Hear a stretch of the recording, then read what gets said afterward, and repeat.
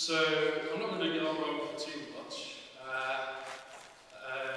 So yeah, I just thought I would open up the floor to some questions if anybody has any. How does the zone, being in the zone, relate to the artist engineer? Good question, actually. So I suppose it depends what you mean by the zone, because that can mean different things depending on what. I mean, if you mean specifically the Tarkovsky version, then in the Tarkovsky version, the zone, if you're not aware, is this sort of place in Tarkovsky's Stalker where you can basically, if you articulate your desires, they will come true. But when people get there, they usually have a difficult time actually articulating what their desires are, because desires are very nature and contradictory and sort of difficult things and aspects of human nature, I suppose. But how does it relate to the artist engineer? It relates.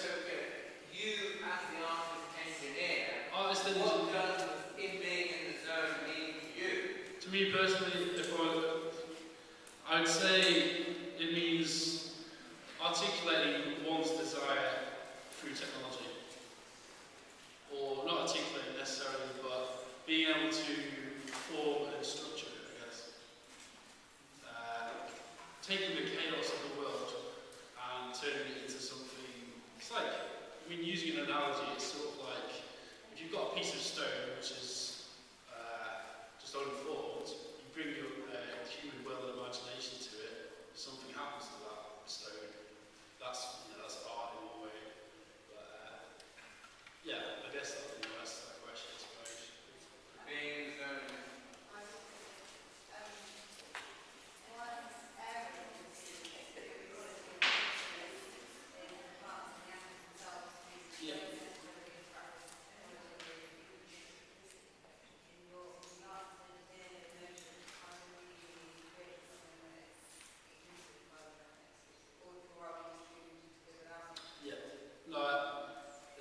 It's an interesting question. It's one I'm still sort of thinking of a lot at the minute, because I guess often with technology it does actually create a lot of hierarchy, which is often just a part of human nature, but existence in general. But I think we can probably utilise technology, using stuff like bioengineering possibly, or I think there's an interesting discussion we had in the same building actually a while ago about, I think it might have been Jamie that mentioned it, saying that using VR to sort of like give perspective on different species experience of the world or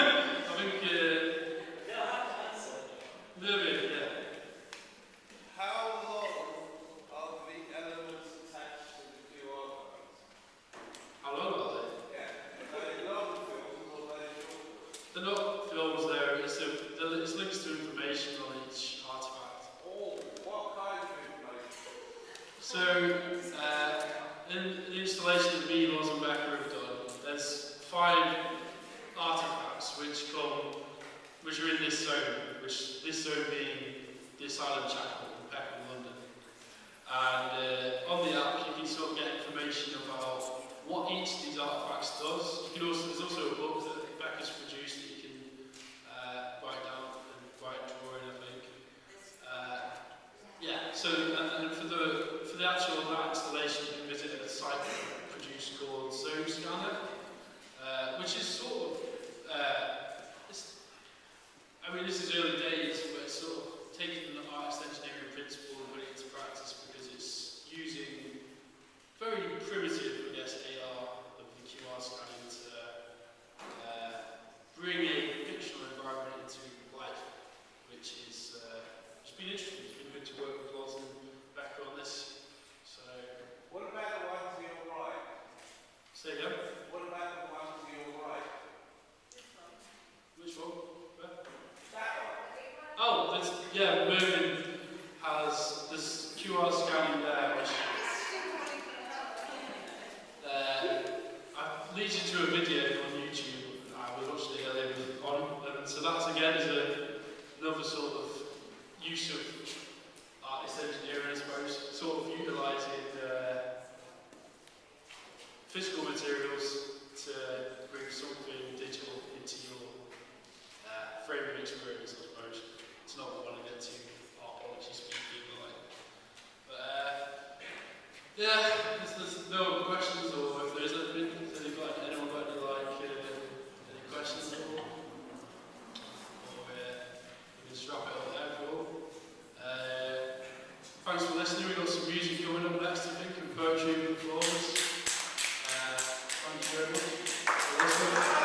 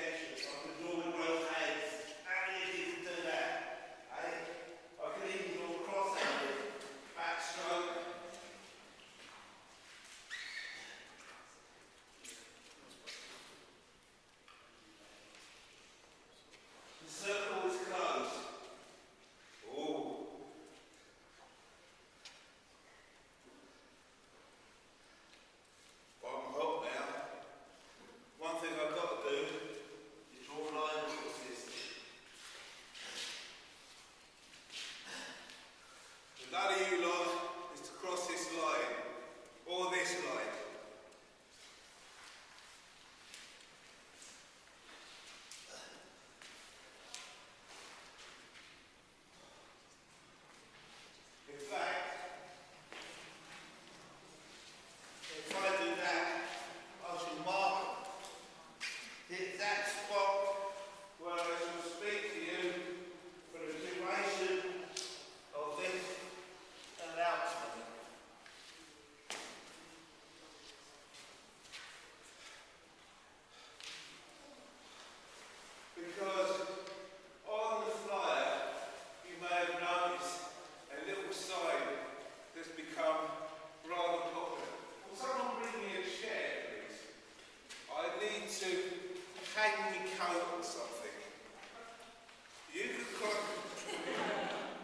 It's okay. It's not like the devil's rejects. You're not trapped in it. You're just cursed. So anyway, just in case you thought I was getting political by drawing this symbol on the floor, I'm not. I don't do any politics whatsoever. Despite what the rumours say against me, I wouldn't do anything political to jeopardise the people in this building.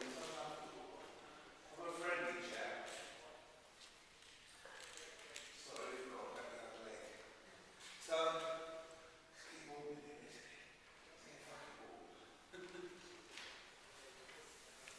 There's nothing that I would do that would be vaguely political. At all. Nothing. So, the bomb. The bomb in London.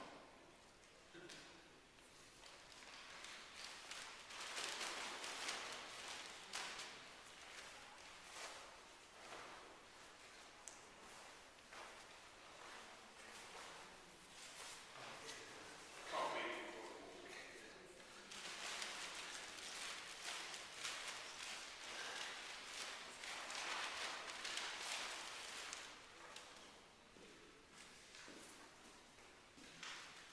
Take a few parts of that.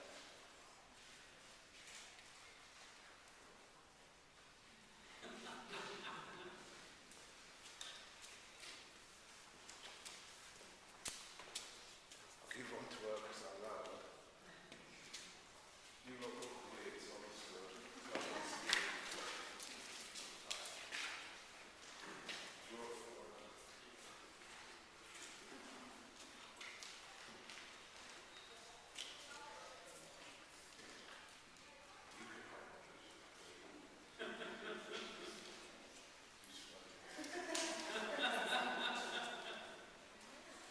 So,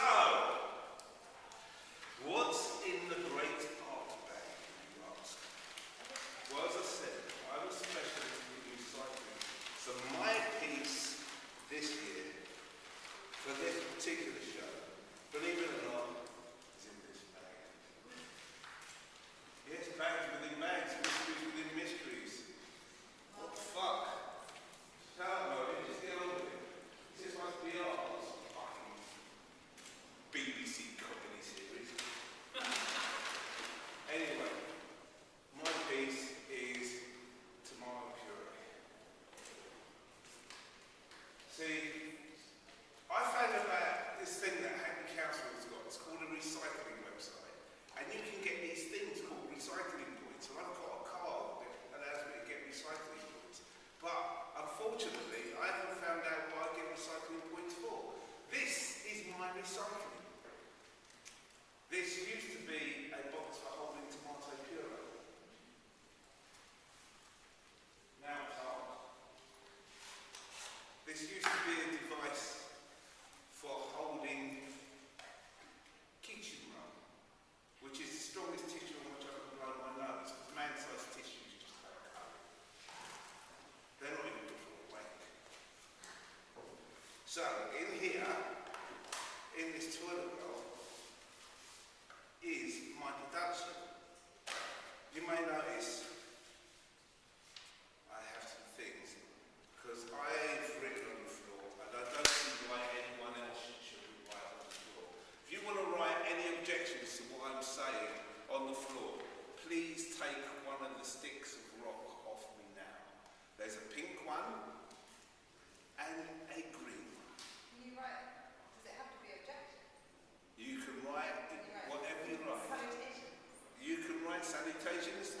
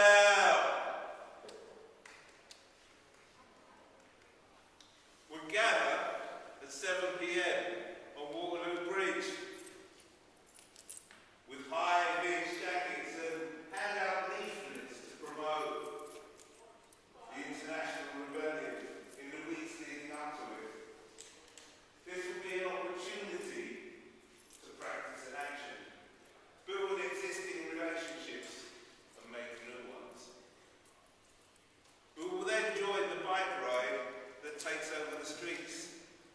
And as we slowly cycle through the city, exile groups across the country are encouraged to appreciate this action and reciprocate the action in their own towns and cities, come together to promote Extinction Rebellion the night before the no food on a dead planet global blockade, to build up an international rebellion.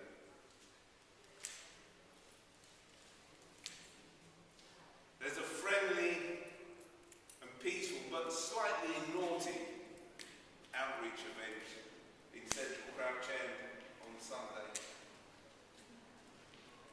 There'll be face painting, mask and flag and banner making, clothes printing, music, poetry, and talks and food and more.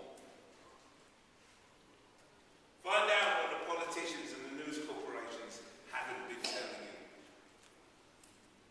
about our future, not their future, our future. How can you play a more active role in your own future? You know, we sit here and we're quite passive, we let it happen. How can you play a more active role in shaping it? Tell us what you think. The event will be followed up by a public talk and community organising meeting at the Union Church and Community Centre following Tuesday evening's gathering. The truth about climate change and what to do about it will happen on Tuesday the 26th of March between 7 and 9:30. Extinction Rebellion, London, Friday the 2nd of February 2019. There are many of us, and there will be more. October 31st, 2018. We declared ourselves in rebellion against the UK government for its criminal interaction and tackling of climate breakdown and ecological collapse, which over decided and caused. Since then, with help of Extinction Rebellion rebels from around the country and around the world, we have repeatedly shut down London, disrupting the business as usual that is a basis for nature heading for extinction. We won't stop until Parliament changes course, until true democracy comes to these lands. We all start heading for a better world and a better future. We'll see you on the streets on April the 15th, 2019, for the International Rebellion. That's what this shit's about. The kids will know it's about fun.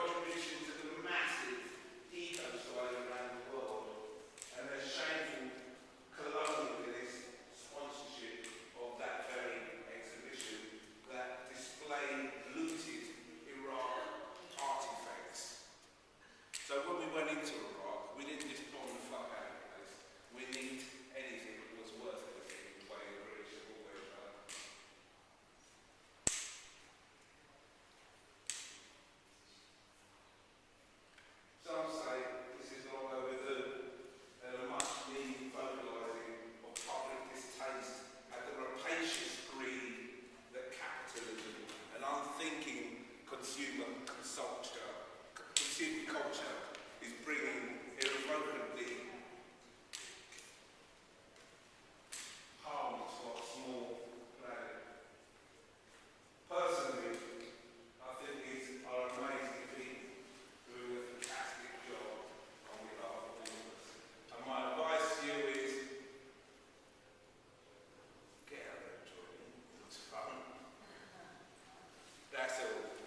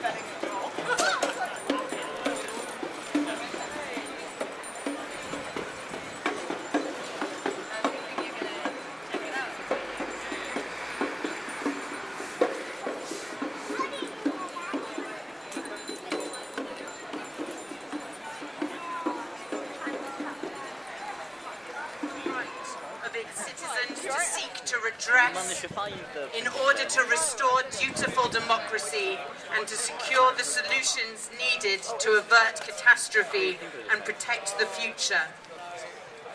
It becomes not only our right, but our sacred duty to rebel. We hereby declare the bonds of the social contract to be null and void, which the government has rendered invalid by its continuing failure to act appropriately. We call upon every principled and peaceful citizen to rise with us. We demand to be heard, to apply informed solutions to these ecological crises, and to create a national assembly by which to initiate those solutions needed to change our present cataclysmic course. We refuse to bequeath a dying planet to future generations by failing to act now. We act in peace, with ferocious love of these lands in our hearts. We act on behalf of life. That is the Extinction Rebellion, Declaration of Rebellion.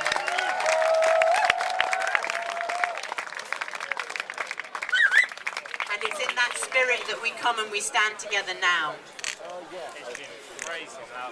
I just want to remind everyone that these roads, this space is being held for us by brave rebels who are blocking transport from accessing this site at Oxford Circus, Edgware Road and Park Lane. Over the course of this day, please make sure that you go down to one of those areas, that you ask someone there whether they need to be relieved, and that you give people a break. Don't leave now, but do remember that you are part of this rebellion. You are a participant, and we need you to replace and to give those people, you need to become the rebellion. You need to be there as well. So we're now going to hear from Matthew Shrittman, who is a climate scientist. And after Matthew, we're going to have Alabama 3. Do tweet out about this, people. Bring more people. I've just been in Fleece, and I've noticed that they've had to wrap up. This one is going to get chilly, alright? Nope, it's going to be fun. Hi everyone, I'm a scientist and my name is Matthew Shrittman. And I'm just here with some humble numbers. I'm going to start with the 5 and count down until we're out of time. Number 5. That is the hundreds of years it takes for topsoil degraded by intensive farming to recover a single centimetre. Nowadays, between 1/3 and 1/2 of all the global topsoil is considered to be degraded. Many parts of the world are thought to only have a few decades of harvest left, and then we're looking at the entire length of civilization multiple times over to recover the soil. Meanwhile, we literally have no technology at all to accelerate the recovery of degraded topsoil, and very little research is being done, almost as if we think someone else is going to solve this problem for us. No one is going to do that if we don't. 4 is a percentage. If you put all the land mammals in the world in a giant pile, then less than 4% of that pile would be wild animals. That includes everything from squirrels to elephants, beavers to tigers, mongooses, like all the good ones. Meanwhile, about 28% of that pile would be humans. For the record, the biggest chunk, 41%, would be entirely cows. We raise cows because they give us protein from grass, right? Ideal in the past, when the problem was making enough food. But we now know that cows are one of the most inefficient and polluting protein sources in the world. And now that 1/3 of all food in the world is wasted, it's total madness that we have so many cows. The amount of pollution from cows is staggering. I didn't believe it when I was first learning about it. Using conservative numbers, really conservative numbers actually, a single person switching an average amount of beef for animal-free proteins, even if they kept eating other meats, saves as much CO2 as giving up cars entirely. That includes driving and being driven. And over a year, the same switch for one person saves enough land to grow the trees for 7 million sheets of paper, and the same amount of water as switching your kitchen tap on full blast and leaving it for 6 days. Number three is the hundreds of kilograms of plastic that enters the ocean every single second. Nowadays, the vast majority of sea creatures tested are found to contain plastic, and those particles of plastic are acting as magnets for oceanic pollutants, concentrating them into the food chain, our food chain. People know how bad the plastic problem is, and yet our supermarkets remain crammed full of it. It's absolutely heartbreaking that our government has managed just a 5p charge for carrier bags and a tax for plastic packaging, not even due for another 3 years, that only taxes plastic packaging if it's less than 30% recycled. It's nowhere near enough, and they expect supermarkets to take care of the rest. This is an ongoing problem, that governments expect people and corporations to manage so much more of their own pollution and carbon footprint. It's kind of like the government saying, we're going to do away with all the laws, and meanwhile, can everyone please just not do any murdering or crime or anything like that? Thanks. This isn't how it should work. Do we think that large-scale pollution should be a crime?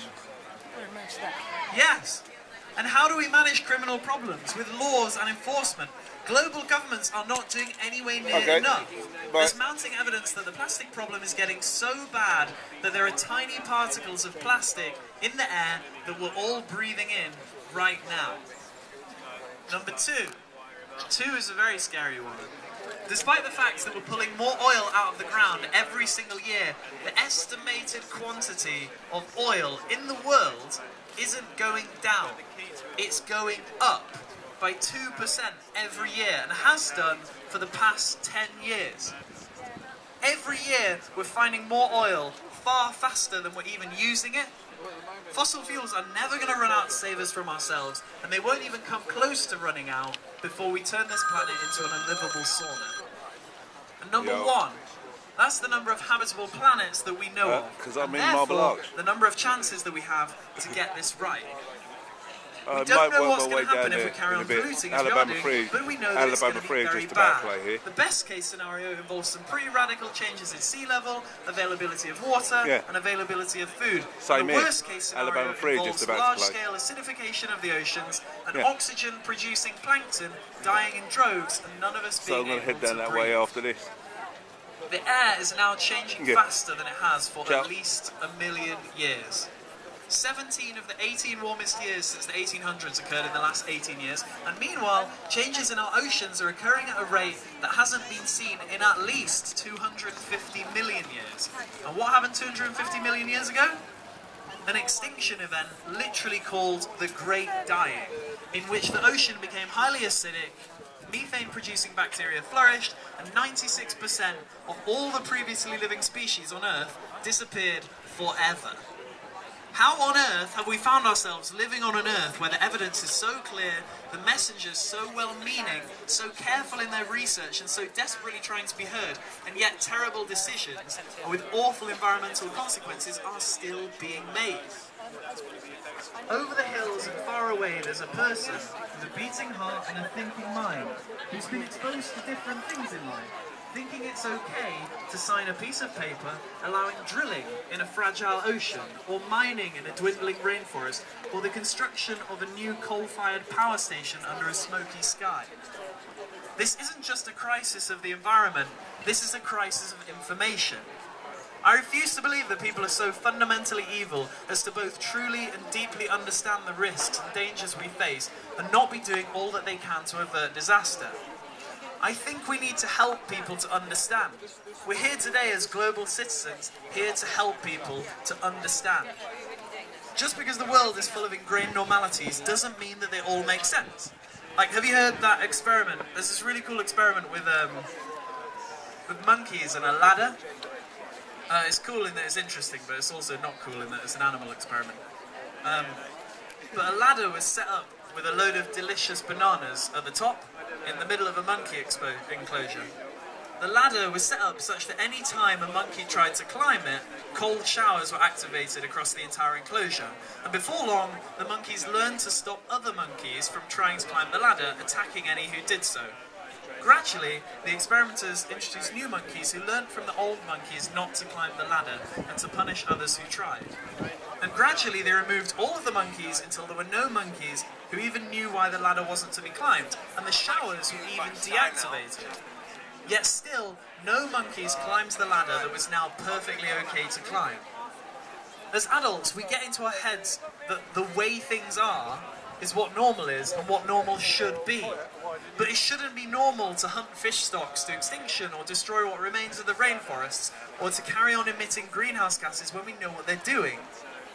The other day I was teaching a young student of mine, and in the middle of the lesson I decided just to sit upside down on my chair with my legs in the air for about 2 minutes.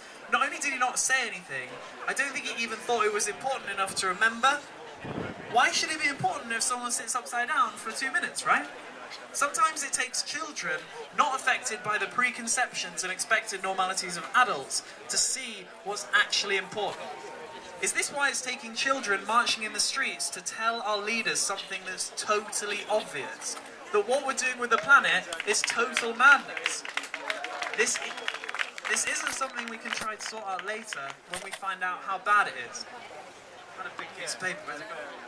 I'll use this. The Earth's climate is kind of like holding a piece of paper vertically. So kind of like this. As you put more CO2 into it, it becomes more unstable. And eventually, it gets to a point where large-scale change occurs and it collapses. But here's the interesting bit. If you start moving your hands up the piece of paper, start trying to remove CO2 from the climate, it doesn't suddenly become stable again. You have to get your hands all the way to the top of the paper before it rights itself. We're putting the climate in a situation similar to this, where we're about to fall off the edge of a cliff, and we have no idea how difficult it will be to get back to where it is now. But we know that it's going to be a lot harder than most people think. 300 parts per million is around the highest the concentration of CO2 in the atmosphere has been for the past million years or so. In fact, on average, it's been around 220 parts per million, but in barely the time it takes an oak tree to grow, we've now pushed the concentration up to 400 parts per million. We're already getting unprecedented heat waves, increased flooding, droughts, and worsening hurricanes. Collapse is nearing, and change isn't coming from the top. Our global system is built to optimize for money and profit, and this is a problem because it's very difficult to make environmentalism profitable. A mountain has no price until it's crushed into minerals. A river has no price until it's blocked by a wall and turning turbines. And a tree has no price until it's a pile of paper bills. Who can protect these things if the system is set up to make destroying them profitable? Governments. We need governments that represent us, governments that respect that this is an emergency. Only 6 of 151 countries have set targets for reducing climate change that are actually in line with their own commitments to the Paris Agreement. 6 in 151. In Holland, the people sued their own government for not doing enough about climate change, and they won. Same in Pakistan, and the same in Colombia. Even conservative legal systems are starting to accept that governments are doing no way near enough to protect us from impending disaster. We're made to think that solutions aren't obvious or straightforward, but it's nonsense. Polluting industries need to be taxed much more. Polluting foods need to be taxed much more. And polluting transport needs to be taxed much more. And all of the money from these taxes needs to be poured into research that might be able to help us. And if that doesn't work, we need bigger change. We're running out of time. We don't know when the proverbial asteroid is coming to hit us, but it's coming very fast. For far too long, governments have been ignoring scientists. Selfless people who do what they do because they want to make the world a better place. It's time to listen and to act. Here we are, the first generation to be feeling the effects of climate change, and very probably the last generation that can do anything about it. Thanks for listening.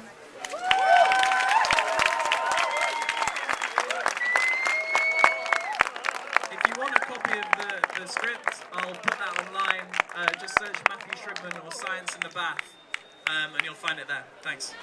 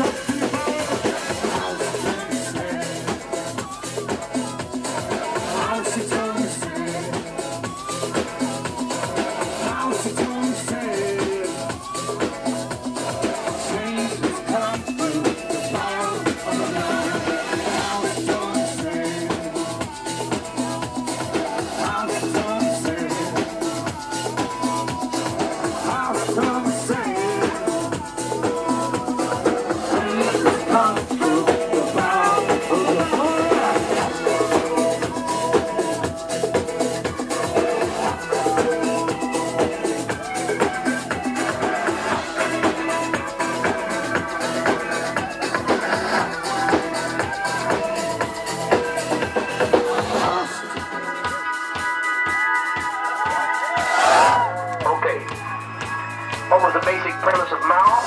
Mao Zedong said there's only one way a revolution can come. Do you know, Millie? How did Mao Zedong say the only way you can bring a revolution is keep it? Well, the only way I think you can keep it by being peace and being armor. Oh shit, being at peace. Mao Zedong said that? Oh. No.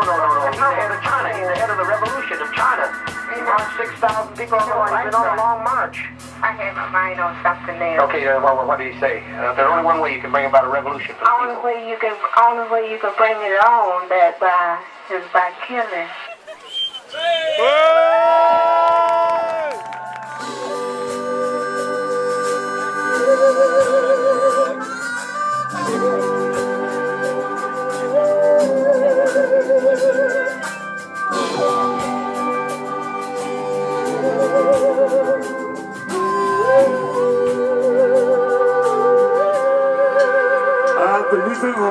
Shut down my chakra, shoot Shiva off of my shell. Take down my tie-dyes, my Tibetan bells. I'll go down karma with a kind of OPT. There ain't no call for Castaneda in my frontline labyrinth. There's one thing I know, I ain't gonna go. Ain't gonna go. Ain't gonna go. Ain't gonna go. Ain't gonna go.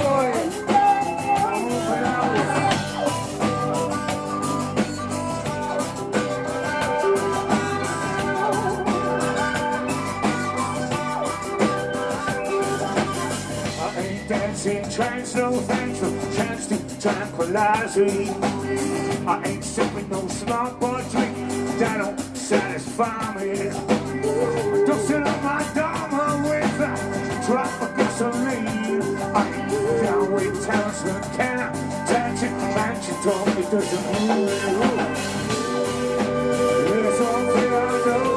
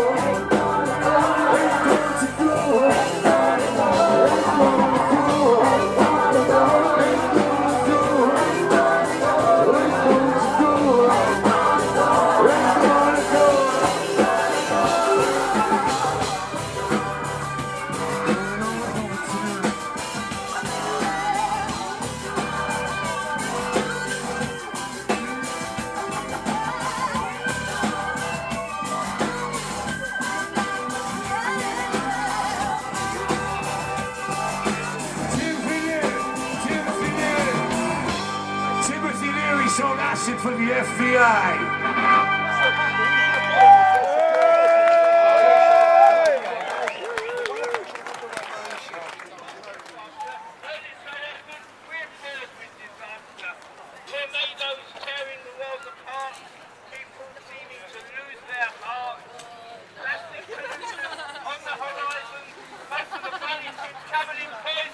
Government seems to be Nowhere to jump from this sinking ship. The bigger the problem, the more we feel, but the things that we do help the planet to heal.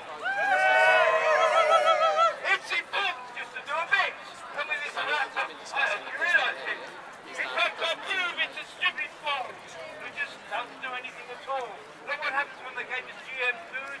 We told them we just weren't in the mood. We stopped buying ozone unfriendly spray, and the makers changed them right away. We turned our attention to the plight of the whales, and between us, we've really tipped the scale. So realise the power of the individual. Remember that love is a special tool. It's not that you need your life to change, but your priority to rearrange. By losing that conformity mould, you follow your heart, not what you're told. Thousands of people all over the land doing their thing and making a stand. Actions and deeds that free the mind. Get rid of those thoughts of the guilty kind. If you want to do something and you don't know what to do, here's my message directed to you. Saving the world is not too hard. You just got to start in your own back.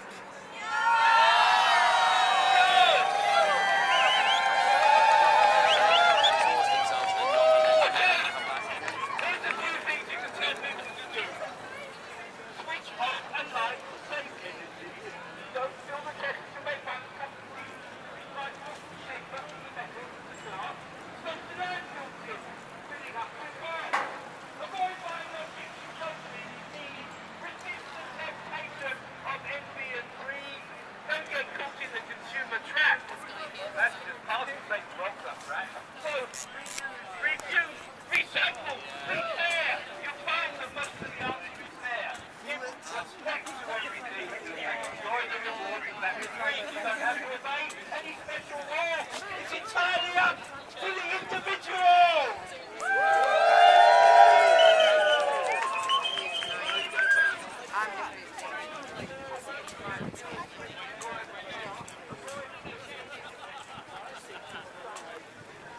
Yeah, exactly. Just the bread stuff. Oh, well, no, I just think, yes, I think that'll be fine. Don't worry, we can do, I think it's quite relaxed. We can just do what we like. I just want to spend time with you and Luna. Oh, my friend who I've just met. Another friend. All right then, big love. Don't, just do. It's just. How long have you been down there? Oh, I've been everywhere. Anything. Huh? I've been everywhere. Yeah, me too. Yeah. I feel it now, man. I'm fucking pretty tired. I don't want that to spread. Well, I've kind of been in training for it.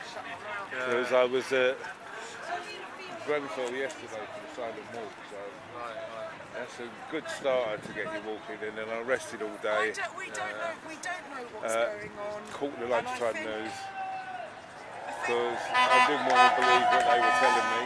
And you have to come and have a look for yourself these days because certain sources aren't reliable. You need to go and be an eyewitness. And I witnessed some very, very good things. This is all very nice.